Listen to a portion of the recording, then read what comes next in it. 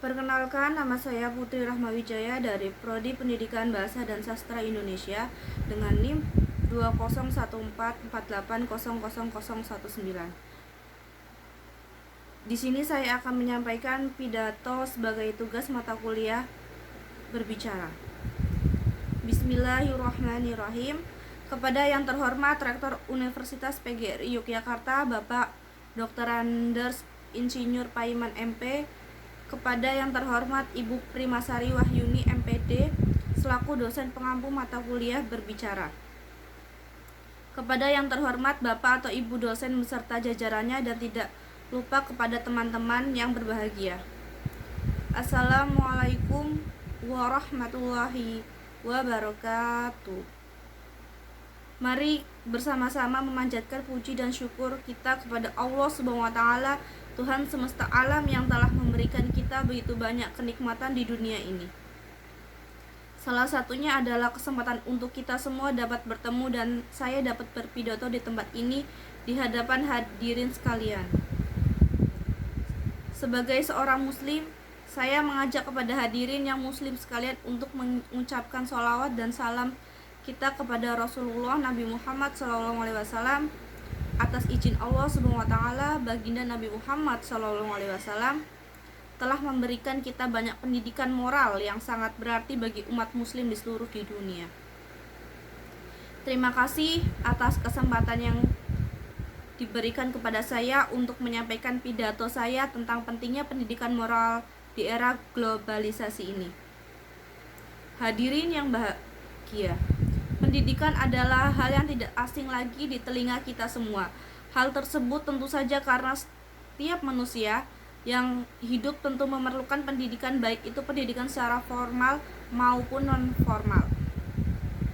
Dalam Undang-Undang Sisdiknas nomor 20 tahun 2003, bahwa pendidikan adalah usaha sadar dan terencana untuk mewujudkan suasana belajar dan proses pembelajaran agar peserta didik secara aktif mengembangkan potensi dirinya untuk memiliki kekuatan spiritual, keagamaan, pengendalian diri, kepribadian, kecerdasan, akhlak mulia, serta keterampilan yang diperlukan dirinya, masyarakat, bangsa, dan negara.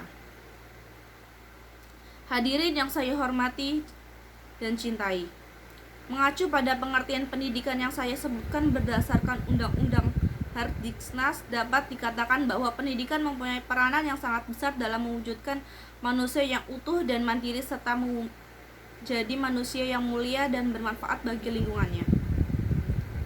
Saya meyakini dan saya pun yakin hadirin sekalian percaya bahwa melalui pendidikan, manusia menjadi paham identitas diri sebagai makhluk yang dikaruniai kelebihan dibandingkan dengan makhluk lainnya. Hadirin yang saya hormati dan cintai, keterangan tersebut dapat Anda temukan dalam Al-Quran surat Al-Mujadalah ayat 11 yang artinya, hai orang-orang yang beriman, apabila dikatakan kepadamu berlapang-lapanglah dalam majlis, maka lapanglah,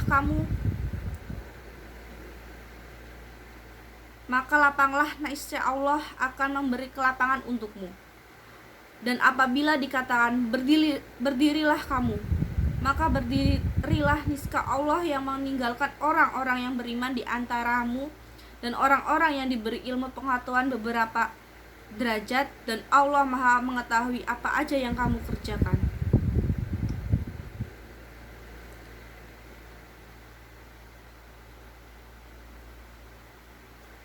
Hadirin yang saya banggakan,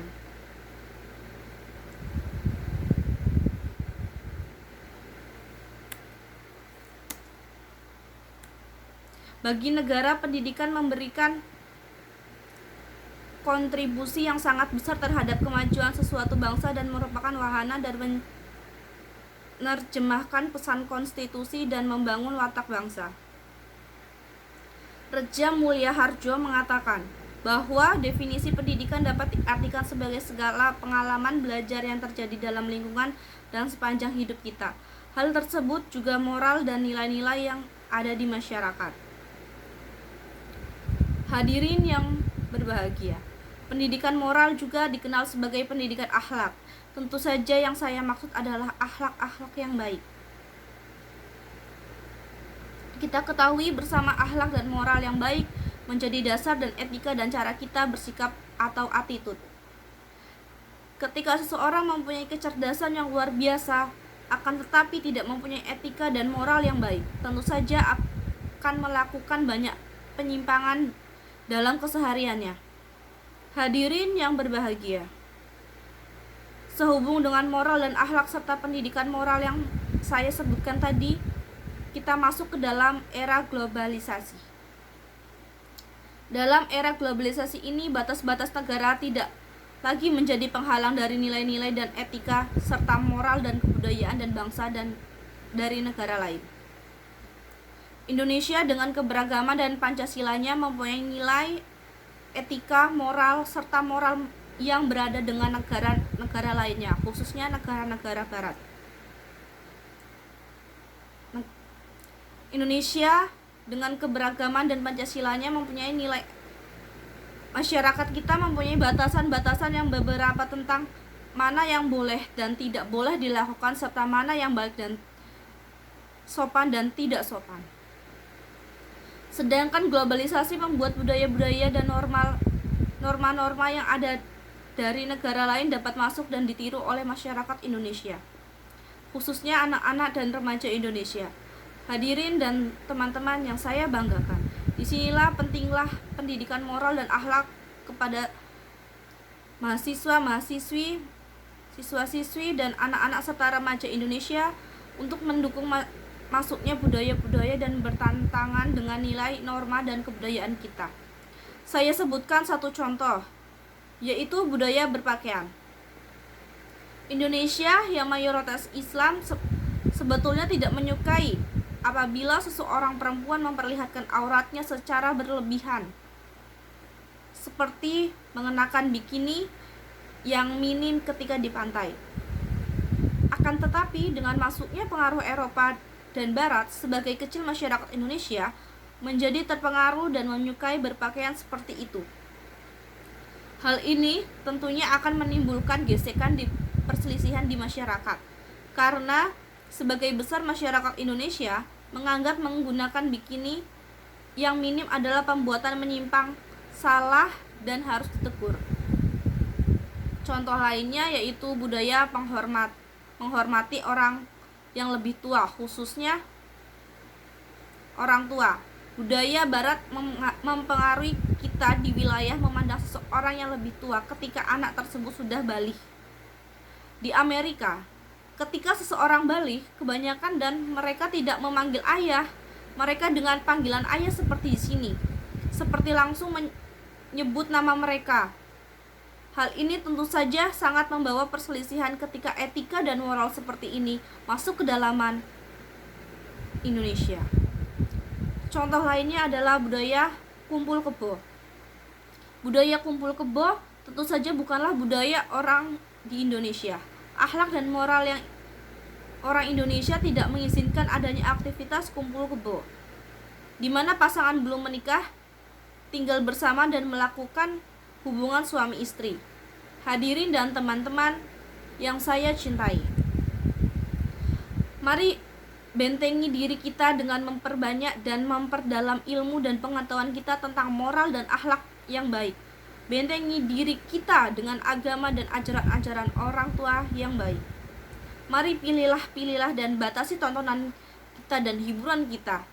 Manfaatkan teknologi dan era globalisasi ini bukan untuk pertukaran keburukan dan mengikis budaya, nilai, norma, dan akhlak kita, melainkan mari gunakan teknologi dan era globalisasi untuk menambah pengetahuan kita tentang sains, teknologi, soft skill, dan segala sesuatu yang bermanfaat untuk cita-cita kita dan untuk kebaikan orang tua, bangsa, dan negara kita. Sekian pidato singkat pendidikan moral saya. Semoga dengan pidato ini dapat menyadarkan saya dan kita semua tentang pentingnya pendidikan moral dan akhlak khususnya bagi remaja Indonesia. Sekian dari pidato saya, kurang lebihnya mohon maaf sebesar-besarnya. Wassalamualaikum warahmatullahi wabarakatuh.